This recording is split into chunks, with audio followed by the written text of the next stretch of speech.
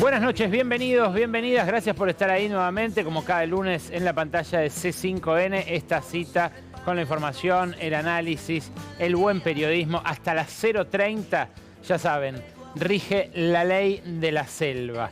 Hoy, en el inicio de una semana caliente en el Congreso, vamos a hablar de lo que pasó el jueves y de lo que puede pasar a partir de esa media sanción en diputados de la reforma laboral esta semana. De hecho, termina esta semana con el discurso que prevé dar Milei para inaugurar las sesiones ordinarias del Congreso.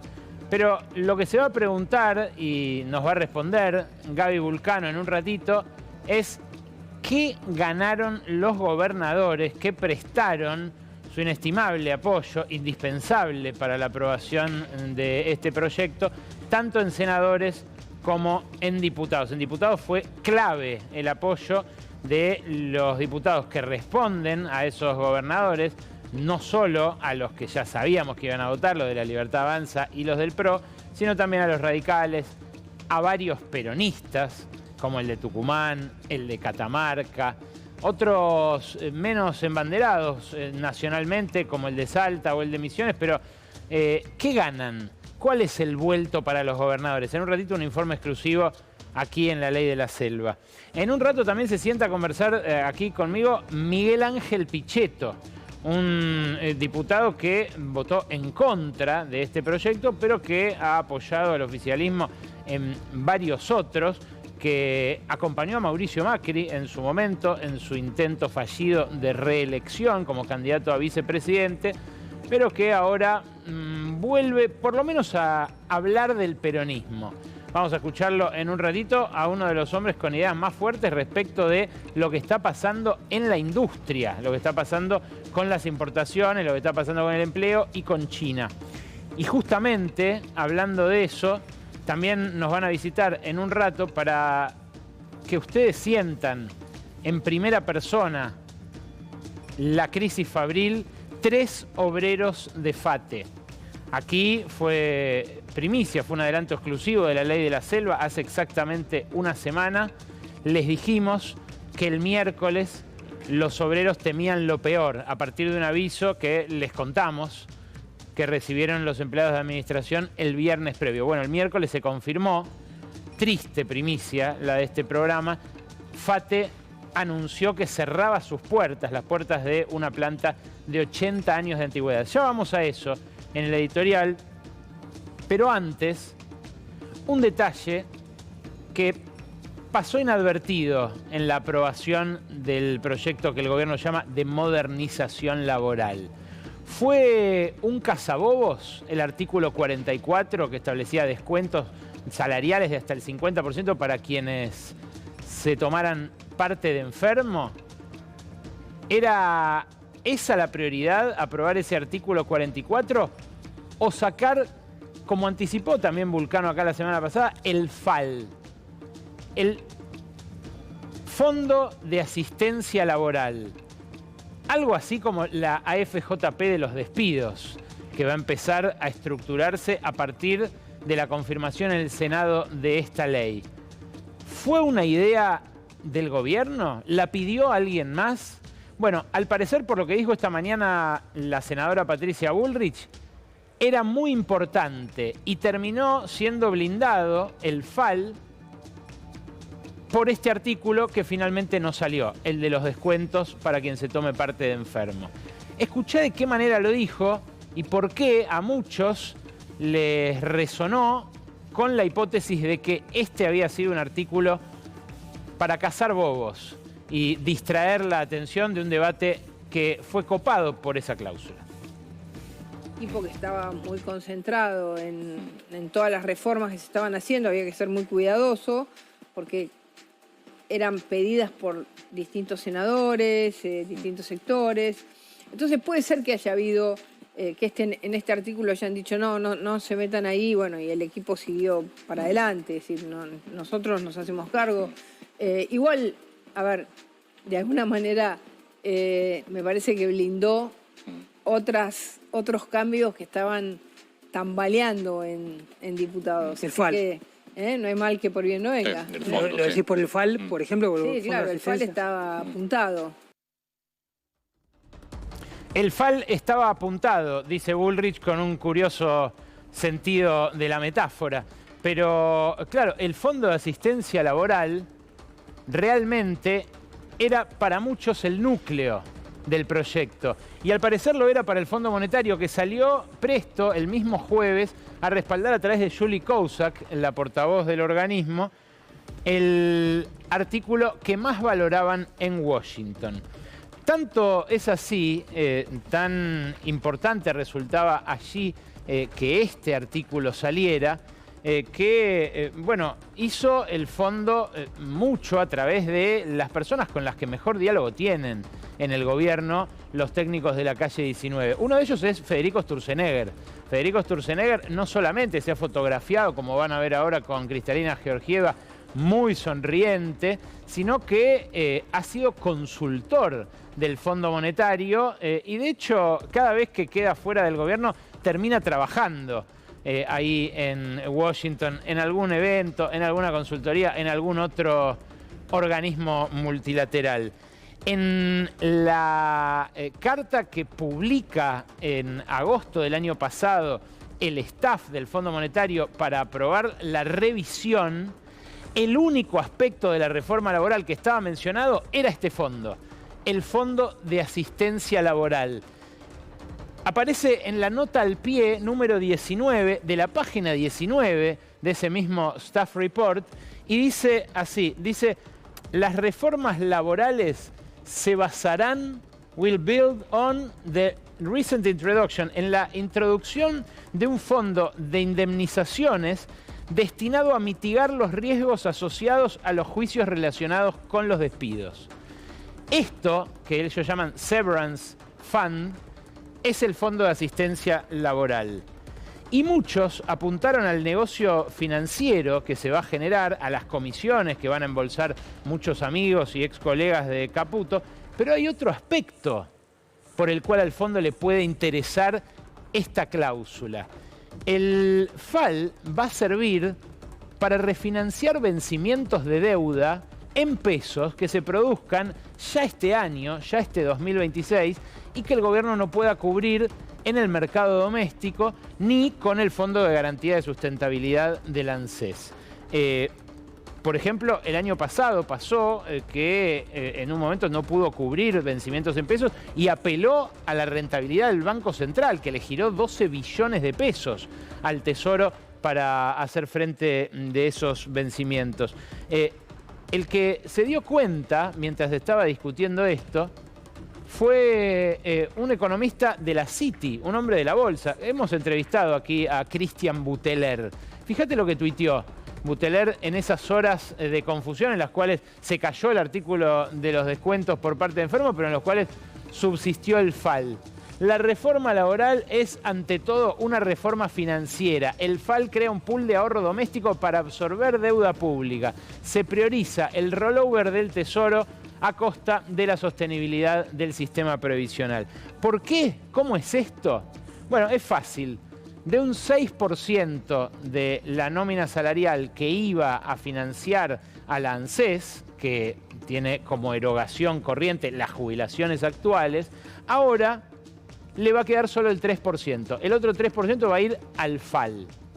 Este FAL va a alimentar el circuito de endeudamiento, porque va a servir para refinanciar vencimientos de este año, y en la ANSES se van a evaporar unos 3.000 millones de dólares.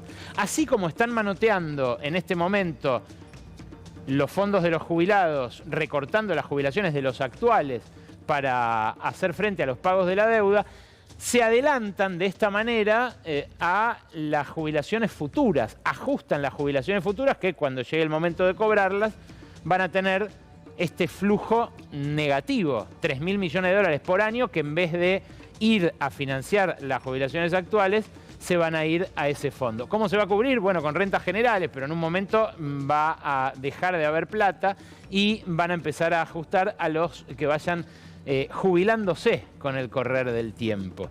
Y es algo realmente interesante como hipótesis cuando uno ve los vencimientos de este año.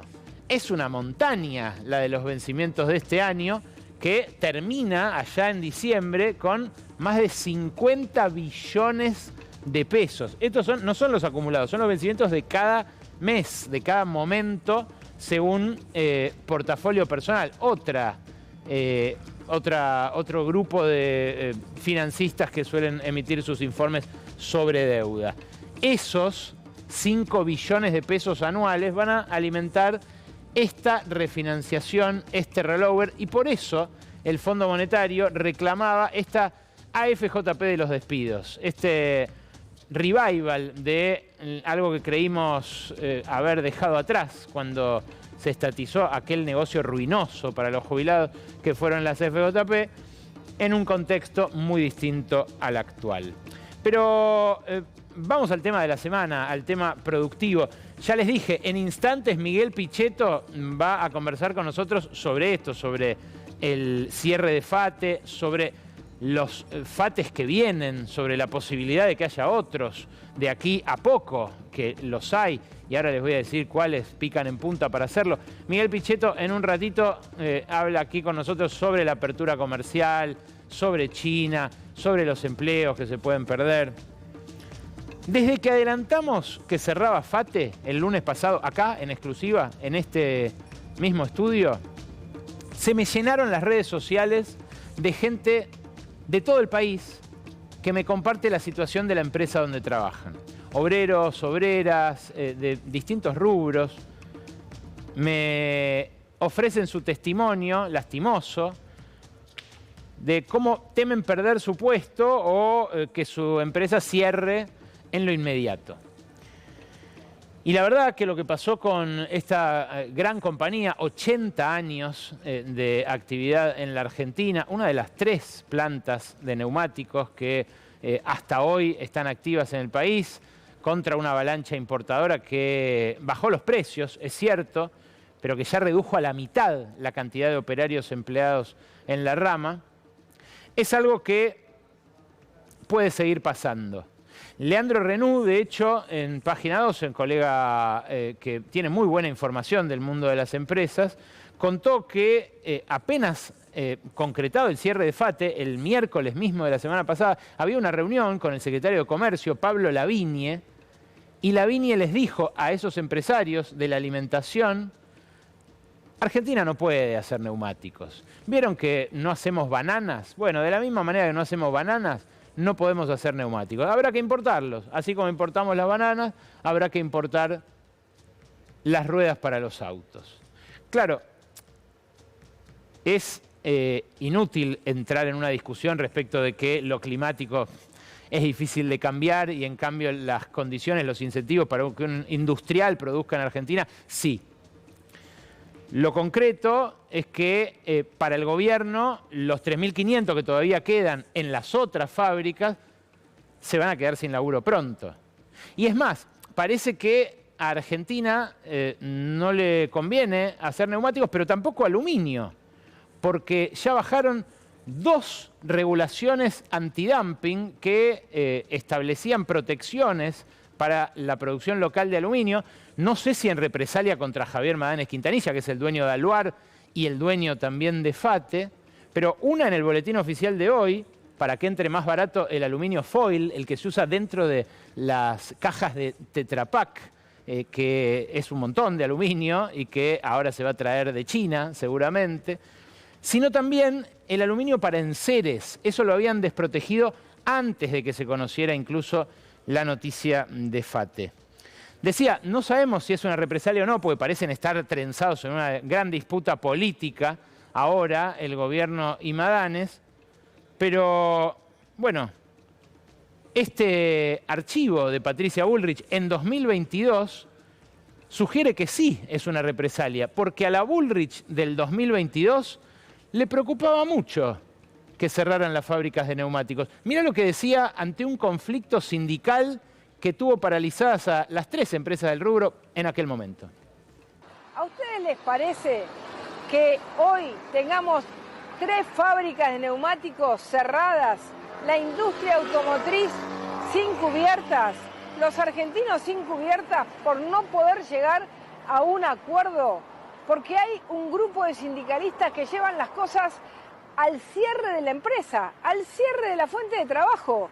¿Qué sindicalista quiere estar sin trabajadores? ¿Qué quieren? ¿Planes sociales? ¿Qué quieren? ¿Más pobreza? ¿Qué quieren? ¿Menos posibilidades de vivir con un sueldo digno? Sinceramente, tanto yo como todo mi equipo, esto lo vamos a cambiar.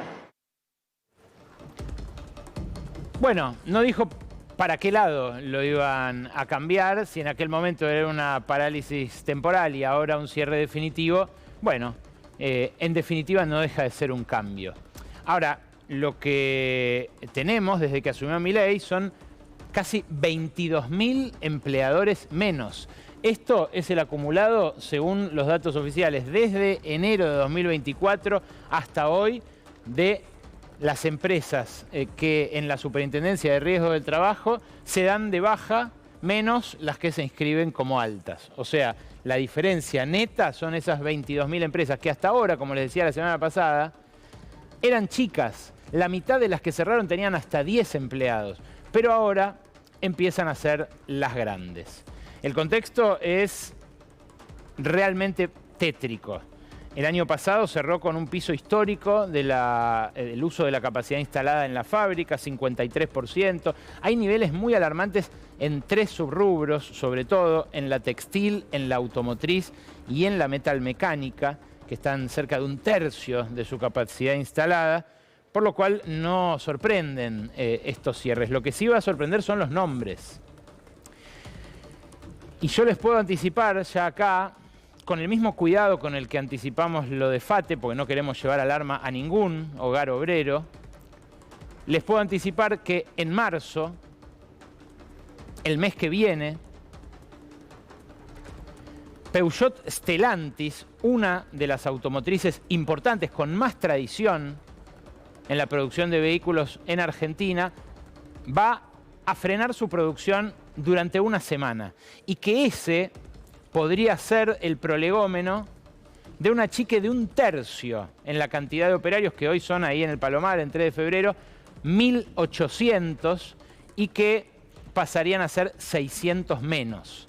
Hay una negociación, esa es la única terminal donde trabaja la UOM como sindicato, pero por ahora no hay perspectivas de que vaya a cambiar ese declive productivo que se vive en el Palomar, que tiene que ver básicamente con que los autos que hacen, el 208, la 2008, tienen una competencia muy dura de las plantas que compraron los chinos en Brasil a Ford y que, bueno, no parece en plan de reconversión como si otras que imaginan un futuro de la mano de los utilitarios híbridos. Me refiero a Toyota, me refiero a Volkswagen y a otras del mercado automotriz. Claro, los mata esa competencia, pero los mata una política económica que abarata y subsidia las importaciones, abriéndolas y manteniendo el dólar artificialmente bajo, a fuerza de deuda y a fuerza de bueno, tasas de interés altísimas que también arruinan la producción. ¿Lo digo yo? No, lo dice Domingo Cavallo. Escúchalo. Y este es el tema más difícil de resolver.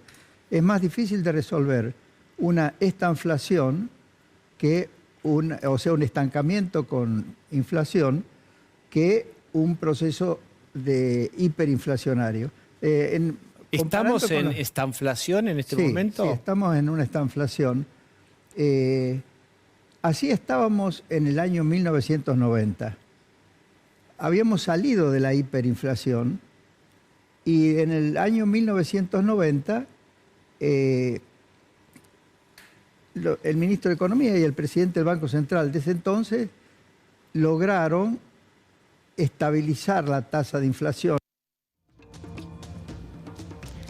Lo curioso es que esto de la estanflación, que correctamente detecta y denuncia Cavallo, esta fue su reaparición después de 2 años en los cuales mandaba advertencias por escrito, pero no aparecía en televisión, la comparte quien fuera su némesis en aquel momento. Cuando Cavallo desplegó el industricidio de los años 90, la Unión Industrial Argentina resistía y pataleaba frente a los cierres de fábricas, sobre todo al final, cuando ya era obvio que era inviable mantener el 1-1 para la producción local, de la mano y en la voz de dos economistas muy jóvenes en ese momento, Miguel Peirano y Federico Poli. Federico Poli, después de eso, fue funcionario de Macri. Es insospechable de kirchnerismo, a diferencia de Miguel Peirano, que fue ministro de Economía de Néstor Kirchner. ¿Qué dice ahora Federico Poli, que encabeza una consultora y el observatorio PYME con fondos de Techin? Escucha. Yo trato de ser más polite, pero la verdad que no me salió, porque me parece que el problema de desocupación y de destrucción de capacidades va a ser muy grande este año, de continuar este modelo con estas variables. Y si no se hace nada en la administración del comercio respecto a China, con este nivel de actividad planchado. Federico Poli publicó en el diario Clarín, ni más ni menos, un artículo lapidario sobre el modelo. Ya viene lanzando sus advertencias, pero mirá lo que escribió. En una nota titulada "Corregir el rumbo económico antes que sea demasiado tarde", escribió: el tipo de cambio bajo con bandas establecidas por los funcionarios, sostenidos ficticiamente a partir de altas tasas de interés, determinan, como estamos presenciando, un cuadro de precios relativos incompatibles con un funcionamiento virtuoso del aparato productivo. El atraso cambiario funciona como un impuesto a las exportaciones y un subsidio a las importaciones. Sí, esas mismas que se llevaron puestas a FATE, son las que se llevaron puestas sobre finales del año 2025 a todas estas compañías. Son empresas que en algunos casos anticiparon lo que estamos viviendo ahora. En algunos casos se cerraron, en otros casos se achicaron mucho. Whirlpool, por ejemplo, cerró en Pilar y dejó a 220 obreros sin su empleo. Corben sigue trabajando, pero se achicó 150 puestos de trabajo. La Suipachense cerró y dejó 150 afuera. TN Platex, acá está computado, este es el cuadro que adjuntó a su nota Federico Poli, pero ahí habla de 88, ya son 800 los despedidos en la textil hilandera TN Platex. Pampac, Vulcalar, Maniera, Dana, Acerías Berizo. Hoy habría que sumar a Pauni, Sanelo, habría que sumar a las metalúrgicas de Tierra del Fuego, que hoy fue tomada una por sus obreros, 140 afuera también. A Sindar, que suspendió a sus 2.500 operarios en Villa Constitución. Mondelez, que empezó con suspensiones rotativas también.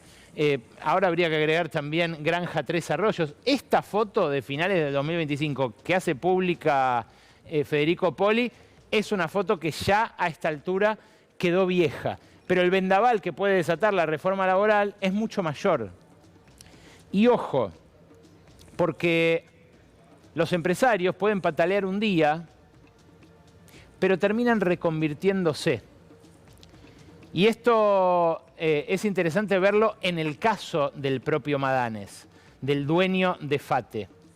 Les traigo un fragmentito de un diálogo que mantuve con él en 2017 y que está publicado en ese libro, En el país que quieren los dueños. Madanes, en un restaurante de Recoleta, en aquel momento, me dijo textualmente esto: yo nunca me consideré parte del empresariado, me dedico a la actividad industrial por mandato, no por placer. La vida me puso ante la decisión de dejar que las empresas quiebren o ponerme al frente. Mi decisión fue, en primer lugar, no vender cuando me quisieron comprar las fábricas. Y en segundo lugar, no dejarlas caer, me dijo. ¿Es una cuestión de identidad?, le repregunté en aquel momento. Un poco sí, me respondió. Yo me considero un industrial y no un empresario. No es que si empieza a convenir fabricar caramelos o dedicarme a los desarrollos inmobiliarios, voy a vender al lugar para empezar a hacer eso. Le adjudico mucha importancia a la tradición, quizás lamentablemente. Estas palabras de 2017, repito, quedaron muy atrás para el Madanes de 2026. ¿Por qué? Porque lo que hace ahora Madanes es apostar a los rubros de la economía en los cuales ve que va a haber renta y ve que va a haber ganancia. Fíjate vos qué es lo que crece en torno al dueño de FATE. La hidroeléctrica Futaleufú, que es el complemento energético de la planta de Aluar allí en Puerto Madryn. La compañía de transporte de alta tensión Transpa de la Patagonia, donde es accionista, junto con Camusi, también otra accionista de las que mantienen su porción controlante en el conglomerado. Hay un 33% que es de Chubut en Transpa, un 6% que es de el Estado Nacional. Crece también el parque eólico Gempat, que tiene también allí en la Patagonia, Madanes. Y ahora una batería en San Fernando, que van a instalar en el mismo predio de San Fernando, por lo cual Aluar le avisó a la bolsa que le compró 12 hectáreas de ese predio a FATE por 27 millones de dólares y que, bueno, tiene que ver con una concesión, con un contrato del gobierno. Fue el propio gobierno, por eso yo dudo si hablar de represalias. Fue el propio gobierno el que autorizó desde la Secretaría de Energía a Madanes para usar ese predio, para instalar esta batería que va a nivelar el consumo de energía del anillo norte del conurbano bonaerense. Claro, son decisiones que hacen que un industrial deje de serlo. Es lo mismo que pasó con Paolo Roca en su momento, cuando dijo, bueno, yo me hago petrolero, allá con Macri, cuando empezó a embolsar los subsidios de la Resolución 46 para perforar los pozos, con una gran inversión, hay que reconocer, pero para perforar los pozos en Vaca Muerta. ¿Qué es lo que está pasando con esa élite? De esto vamos a hablar con Pichetto también. ¿Qué está pasando con la élite empresaria argentina? ¿Soltaron al país? ¿Se escindieron de la suerte de todos sus compatriotas? Porque mirá sus patrimonios totales pre y post pandemia. Estoy mostrando acá datos de la revista Forbes de un puñado de los más importantes de los dueños de las principales 50 grandes fortunas de la Argentina. Marcos Galperín, el más rico de todos, aumentó su patrimonio de 4.200 a 8.500 millones de dólares. Hugo Sigman, el laboratorista, de 2.000 a 6.300 millones. La familia Pérez Compán de 2.700 a 4.200. Paolo Roca de 3.400 a 4.100. La familia Urquía, aceiteros, de 650 a 1.800 millones de dólares. Los Madanes casi triplicaron de 590 a 1.500 millones de dólares. ¿Quién de ustedes triplicó en dólares su patrimonio entre 2020 y 2024? Estoy seguro que no muchos. Bueno, eso es lo que ocurrió con los dueños, no solo en la Argentina, también a nivel global en el resto del mundo. Y estos patrimonios son los que luego, aun cuando dicen que no, como los Madanes, que decían tenemos todo en Argentina, no hay nada no declarado, terminan ocultando en guaridas y paraísos fiscales, como se descubrió hace un par de años que habían hecho los Madanes para organizar su herencia. Esto se publicó como parte de los Pandora Papers, una de las revelaciones periodísticas sobre los ricos más importantes de las últimas décadas. Claro, yo les hablé de Galperín y en plan de buscar la próxima FATE, me topé con lo que está pasando en Esperanza, en Santa Fe, en un pueblo idílico de la Pampa Gringa, donde los Galperín, antes de que Marcos se convirtiera en el hombre más rico de la Argentina, tienen una curtiembre gigantesca. En Sadesa, que así se llama la curtiembre, llegaron a trabajar más de 2.000 empleados. Era en su momento la planta curtidora más importante del mundo. Tenía 2 plantas en Esperanza, tiene una importante acá en Lomas de Zamora. En una de las que cerró en Esperanza hacían cintos, cueros de charol, talleres de costura, tenían más de 300 costureras.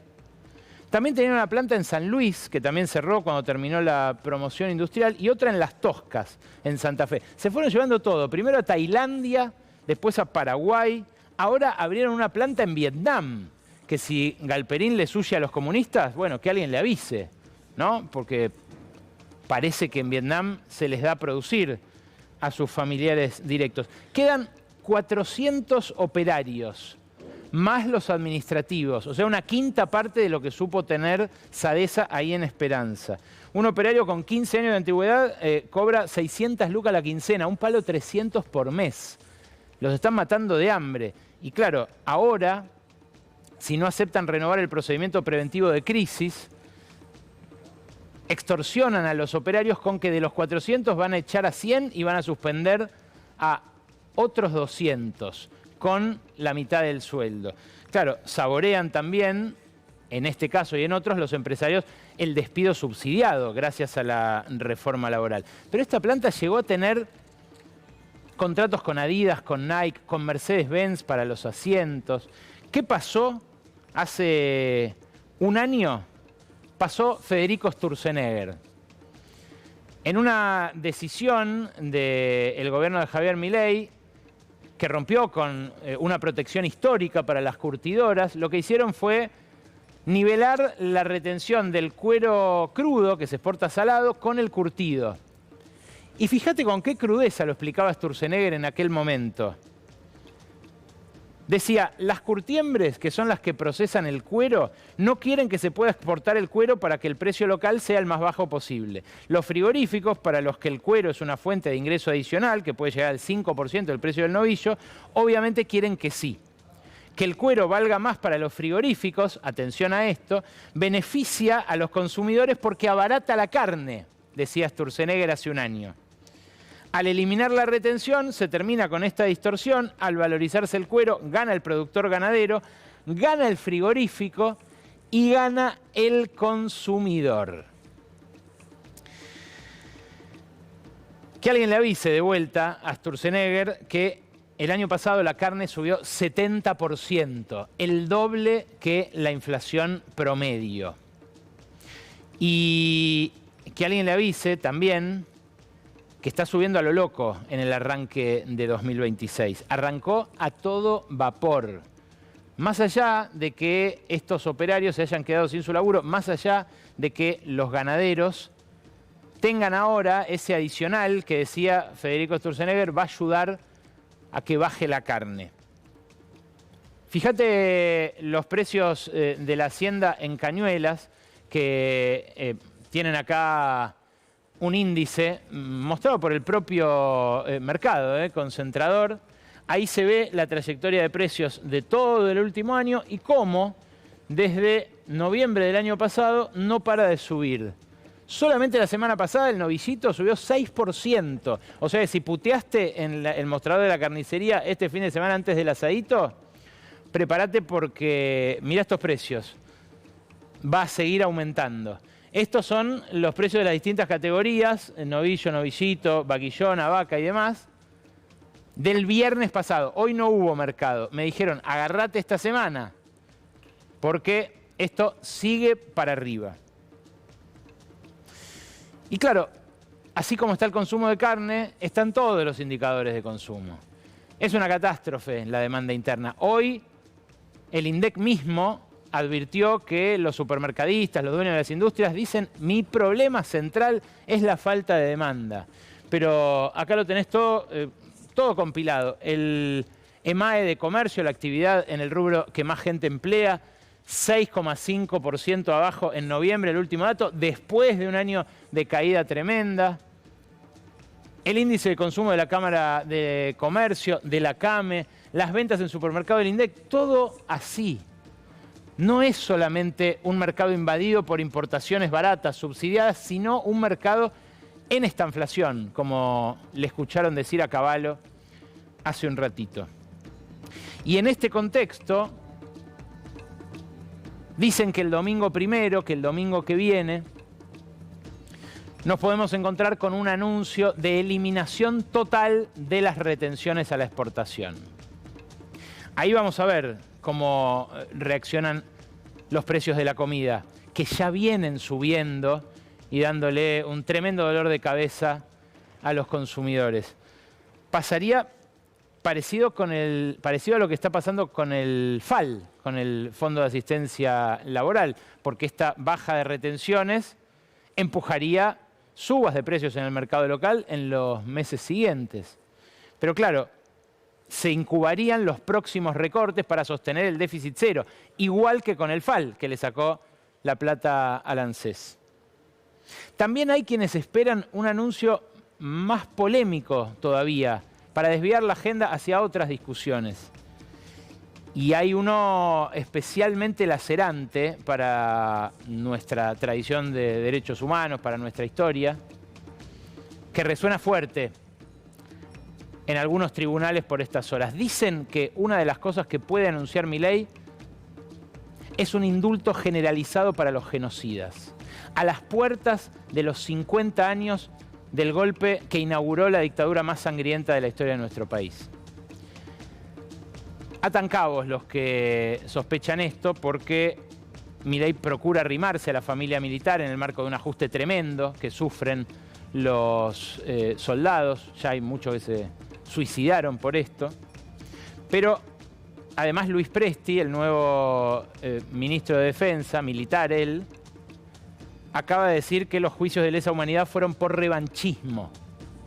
Bueno, vamos a ver si se animan a tanto. Y si sigue, sobre todo, sin haber consecuencias para este tipo de actos, gracias a una oposición que por ahora se muestra extraviada y bastante desarticulada.